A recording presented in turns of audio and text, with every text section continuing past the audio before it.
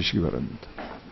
유 장관님, 개성공단이 우리 유 장관님 좋아하시는 표현으로 남북관계의 큰 틀에서 볼 때 개성공단이 확대되고 국제화되는 것이 바람직하다 이렇게 보고 계시나요? 예, 그렇게 보고 있습니다. 그런 말씀을 그럼 전제로 해서 제 질의를 하겠습니다. 이번에 저희 외통위 차원에서 개성공단을 갔었죠. 근데 갔는데 뭐 북측 책임자는 아무도 만나지 못했습니다. 다만 우리 업체들의 운영 현황과 시설들을 둘러보고 왔죠. 뭐 그 정도 보는데도 북한이 우리 동료 의원 조명철 의원의 방문을 동의하지 않은 것은 뭐 지금도 매우 유감스럽게 생각합니다.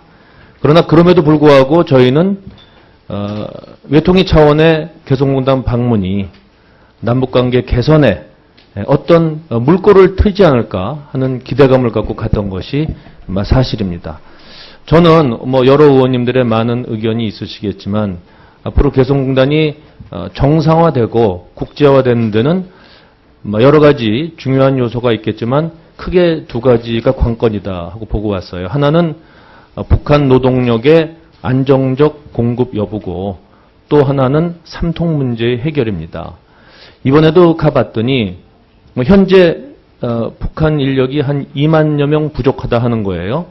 그러니까 그게 5만 3천 명에서 4만 4천 명이 돼서 그런 게 아니고 5만 3천 명 때도 아까 우리 장관님 답변하셨지만 한 10% 정도의 결근율이 있다니까 뭐 큰 차이는 아닌 거죠. 근데 기본적으로 그것도 2만 명이 부족한 거다. 2007년 이전에 들어간 기업은 충분한 노동력을 공급받았지만 그 이후의 기업은 노동력을 공급받지 못했다는 것이죠. 그러니까 투자를 하고 싶어도 노동력 공급이 보장되지 않으니까 더 많은 투자를 할 수 없는 것이에요.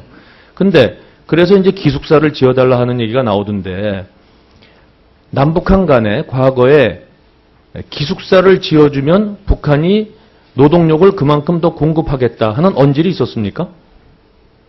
아시는 범위 내에서 간단히. 예, 그건 제가 좀 확인을 해봐야죠. 저도 그 부분이, 저도 나중에라도 예. 메모가 오시면 나중에 답변해 주시고. 확인해 줄 수 있습니까? 이건 시간에서 빼야 되는데. 아니요. 그 시간도 이 시간도 지리 시간입니다. 북한이 답변 드려도 되겠습니까? 네. 예. 북측 근로자들의 공급 문제는 이제 북한에게 달려 있는 거고요. 우리 기업들은 이제 요구를 하고 있겠지만, 네. 지금 그런 상황에 있습니다. 예. 네. 그냥 웃죠. 네. 좋습니다. 하여튼 북한도 그러한 언질을 줄 수 없는 입장이었다는 게 제 생각이에요. 왜냐하면 이미 개성공단과 인근 지역의 노동력 공급은 거의 한계에 도달했다 하는 것이 평가고요. 그러려면은 그게 저는 기숙사를 지어주는 것만으로 해결이 되겠느냐. 결국 철도니 육로니 이런 걸 보수해주고 차량도 제공해주고 철도 차량을 포함해서요. 그런 것들이 다 지원이 돼야 된다 하는 것이죠. 이건 상당한 남북관계 개선의 전반적인 측면하고 맞물려 돌아가는 문제다 하는 거예요. 그래서 개성공단의 확대와 국제화가 쉽지 않다고 보는 겁니다. 또 하나는 이제 통행이고, 통행 중에 이제 특히 통신 문제에 있어서 결국은 인터넷하고 핸드폰인데 이것을 북한이 쉽게 허락할 수가 있겠느냐, 받아들일 수 있겠느냐 하는 거예요. 결국 그 확대와 국제화에는 북한의 의지뿐만 아니고 북한의 능력, 북한의 의지와 능력이 공히 작용을 해야 된다 하는 겁니다. 또 하나가 오늘 여러 번 얘기 나왔지만 많은 분들이 지적하셨지만 524 제재 조치예요. 524 제재 조치 조금 전에 우리 존경하는 박병석 부의장님께서 아주 적확히 지적해 주셨는데 524 조치는 당초 우리가 기대했던 효과를 거두지 못했다. 저도 그렇게 봅니다. 그 제재의 대상이 결국 우리 기업이 됐고 결과는 북한 경제의 중국 경제에 대한 예속화였다 하는 겁니다. 물론 이것이 천안함이라는 그러한 천안함 폭침에 의해서 우리가 이걸 했던 것이고 그 천안함 폭침에 대해서 북한이 아무런 입장도 내놓지 않기 때문에 우리가 524 제재 조치를 풀 수가 없다 하는 건 충분히 이해를 합니다. 결국 이 문제는 북한이 개성공단을 확대 발전시키겠다는 입장에 동의한다면 어떤 형태로든 풀 수 있는 문제라고 봐요. 여기에도 북한의 의지가 작용하는 문제입니다. 그러나 그와 함께 우리도 남북관계의 큰 틀에서 봤을 때 개성공단의 발전과 확대가 필요하다고 본다면 5.24 제재조치 문제를 제재 해제를 풀기 위해서 우리가 좀 더 북한 당국하고 대화도 하고 이 문제를 해결하는 노력이 있어야 되겠다 하는 거예요. 그 점에 있어서는 우리 측의 노력도 많이 미흡했다 하는 점을 지적하지 않을 수 없고요. 어쨌든 5.24 제재 효과에 기대했던 우리 효과와는 많이 다르다 하는 것이죠. 이것이 그러나 다른 제재, 가령 북한 핵 문제에 대한 유엔 안보리의 대북 제재는 저는 효과가 있다고 봅니다. 그것은 북한이 핵무기를 개발하는 것을 궁극적으로 포기시키거나 포기가 안 되더라도 적어도 그 프로세스를 지연시키는 효과는 있다 이렇게 보고요. 금강산 관광을 중단하는 데 나타나는 거하고는 이 개성공단의 5.24 제재 조치는 또 다르다. 저는 그렇게 봅니다. 다만 5.24 제재 조치는 개성뿐만이 아니고 북한 전반적인 경제 지원 협력에 관계되는 것이죠. 그래서 우리 기업들에 대한 피해가 크다 하는 겁니다. 비단 개성공단에만 들어가는 것이 아니고 지금 북한 단동에 있으면서 중국 단동에 있으면서 북한과 여러 가지 그동안 경제 협력을 해오던 교역을 해오던 많은 우리 업체들도 함께 피해를 보는 사안이다 하는 것이에요. 그래서 그것이 북한 경제가 중국 경제에 예속화되는 결계를 초래한 문제이기 때문에 5.24 제재 조치는 개성공단에 국한되는 것이 아니고 남북 경제 전반 그리고 중북 경제 관계의 큰 틀 이런 모든 것을 보면서 우리가 좀 더 이거는 큰 틀 속에서 봐야 된다 하는 점을 다시 한번 지적하고 싶습니다. 그리고 또 우리 아까 박병석 부의장님께서도 지적하셨는데 남북 공동 투자 설명회가 무산된 거 저도 지난번에 국감 때도 이건 유감을 표명한 바 있습니다.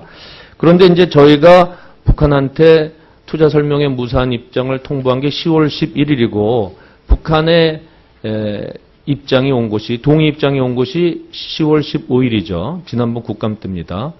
근데 보도에 의하면 그 다음날 10월 16일, 17일 양일간 평양에서 북한이 경제특구 14곳을 발표를 한 것은 그 뒤인데 16, 17일 날은 그 국제 토론회를 열었다는 거예요. 국제 토론회를 열었는데 여기에는 뭐 미국도 있고 카나다도 있고 그렇던데 7개 나라의 경제 전문가, 뭐 학자 이런 사람들이 모이고 뭐 북한의 또 전문가들이 모여서 이 경제특구에 대한 문제를 협의를 했다는 것이죠. 그리고 경제특구 14곳이 발표가 됐는데 그 내용을 보면은 이런 경제특구에 대해서는 50년간 토지 이용권하고 개발권을 부여하고 법인세도 14%다 하는 굉장히 뭐 구체적인 내용이 뭐 일본 신문과 우리 신문에 보도가 된 적이 있어요. 그럼 이런 걸 볼 때 북한이 개성공단에 대해서 그 확대 내지 국제화에 관심이 없는 것이 아닌가. 제가 이전부터 지적했지만 북한이 개성공단의 확대와 국제화에 대해서 상당히 많은 부담감을 느끼고 있는 것이 아닌가. 우리 5만여 명의 북한 근로자들이 매일 개성공단을 왔다 갔다 하면서 혹시 가져올지도 모를 북한 체제에 대한 위협에 대해서 북한이 굉장히 심각하게 느끼는 것이 아닌가. 따라서 개성공단은 더 이상 확대 발전시키는 것을 원치 않고 대신 다른 곳에 이런 특구를 허용하면서 북한에 그걸 독자적으로 한다고 얘기를 했어요. 외국 기업을 투자 유치를 한다 그랬는데 그것이 어느 정도 신빙성이 있는 것인지 모르겠지만 하여튼 개성공단에 대한 관심은 더 이상 안 갖는 것이 아닌가 하는 이러한 의구심도 함께 갖습니다. 그래서 이 문제는 다시 한번 말씀드리지만 이 개성공단을 포함해서 이 남북 관계에 대해서 우리가 당초 가졌던 그 한반도 신뢰 프로세스를 맨 처음에 했을 때에 그 처음에 가졌던 우리 생각, 그 한반도 신뢰 프로세스를 통해서 이루고자 했던 여러 가지 정책들이 제대로 추진될 필요가 있다 하는 것입니다.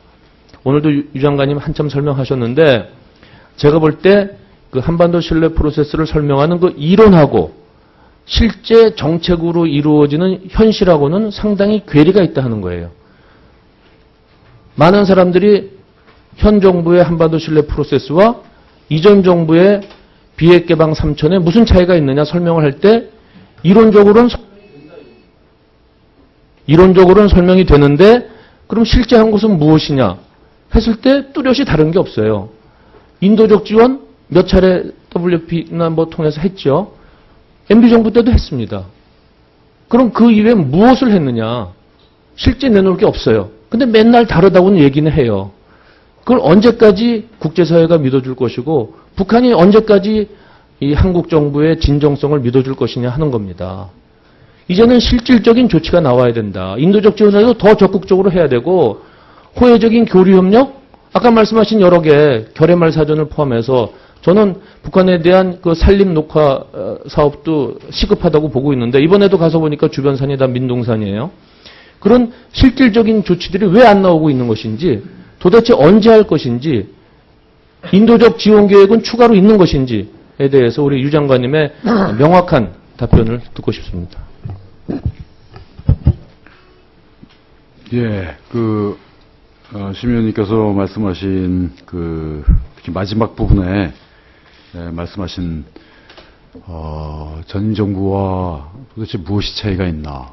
이론적으로는 차이가 있는 것 같은데 현실 정책 간에는 차이가 보이지 않는다. 그런 말씀에 대해서는 누차 제가 상임위에서도 말씀을 들었고 우리 사회 속에서도 그런 얘기들이 많이 있는 것으로 제가 알고 있습니다. 제가 여기서 여기에 대해서 이렇게 해명하듯이 말씀은 드리지 않겠습니다.